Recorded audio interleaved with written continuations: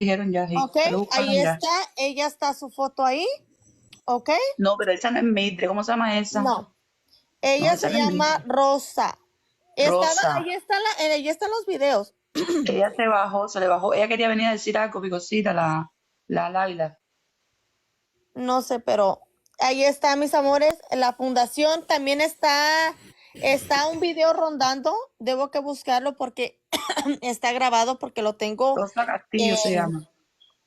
Y ahí está abriendo el negocio. Escuchen, ahí está abriendo el negocio. Ahí está, con las llaves del negocio. Y Irina and Derek Rosa Foundation es una organización no gubernamental Está sin fines de embarazada lucro. Rosa. Dice Good morning, my name is Rosa Castillo. I am a human trafficking survivor and I am here to share my story with you guys. First of all, I want to say that I am here by the grace of God and I want people to understand and to see what it looks like, the rehabilitation and the nurturing of a person who is a victim of human trafficking. I want people to understand that there is hope after becoming a victim of human trafficking. And look at me, what rehabilitation looks like when you actually do give the opportunity to a human trafficking victim to overcome the trauma and actually deal with all the problematic stress that bring to you in health matters and mentally. And I want people to understand that it's possible. There is hope and it's possible, okay? And I know that sometimes it takes a little bit more longer to other people to overcome the trauma. In my case, it took me exactly 5 years to overcome the trauma. I want you to guys know that I was trafficking by the age of 12. I am from Central America. I am from Nicaragua. My parents has basically contact a coyote. He's supposed to bring me to United States. My mother had paid $6,000 to this man. This man never take me back to my parents. He actually stayed with me and kept me in captivity for 14 years. I live in a cage. He smuggled me back and forth into the United States, on the tunnel, over walking the mountains, walking the desert of Arizona, on the tunnel to California, on the tunnel to Texas.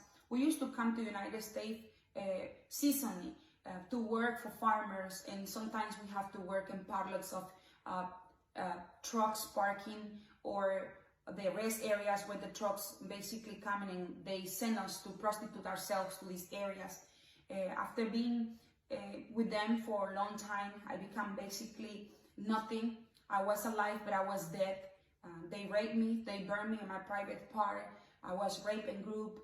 At one point, I lose conscious of what happened to myself because there were too many and I couldn't handle no more. And for a very long time, I stopped even from speaking. I just follow instructions of what they say.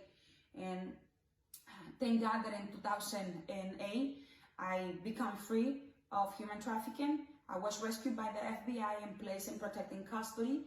And my rehabilitation began in 2008. My rehabilitation finished in 2014. It took me a few years to overcome trauma and to overcome with all this and actually coping skills and build up a new Rosa, build up a new person with a strong moral base that I need, with the love. And overcoming this is actually painful and it's a long-term, a long period process. Sometimes it's still coming in my mind, things, and it bothers me a lot. I have a lot of questions for my own self. The criminals work in a way, in such a manner that they make you involved in the criminal activities.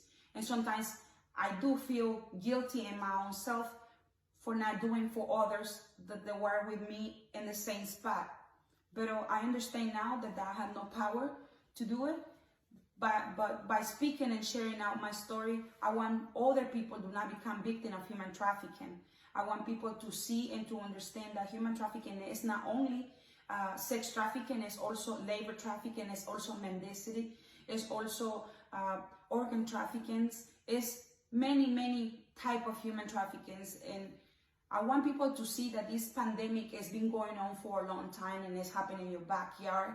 By raising awareness, I want people to be aware what human trafficking look like, to be understanding what the indicators of human trafficking are, so they be able to identify a victim and report it. That's what we need. We need to people to speak about it and bring the light to the crime, bring this criminal activity to the light so they can seek justice.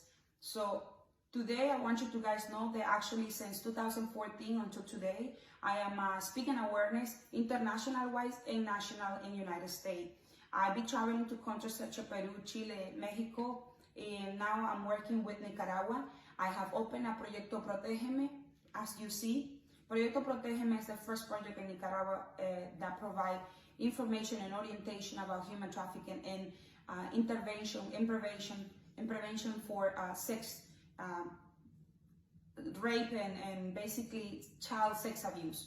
I want you to guys know that I'm writing my second book. My movie is about to be out soon, and I am grateful to see other people getting interest about awareness of human trafficking, because when I speak about it and other people actually hear about it, they want to do something, they want to make a difference, they want to be part of something that actually prevent this. And I like to share awareness, I like to share my story in order to people to understand it and to address it in the best manner, in the best way. So hope is real and rehabilitation is possible when you do give the opportunity. I am grateful that the FBI, IRC, FFP have provided for me this opportunity, and I want to share it with you guys. Thank you so much. A ciertos detectives. Bueno, espérame. Esta mujer, escuchen bien, dice, no, no importa, Pico. Lo único que yo te hablé es porque yo me quiero unir a la causa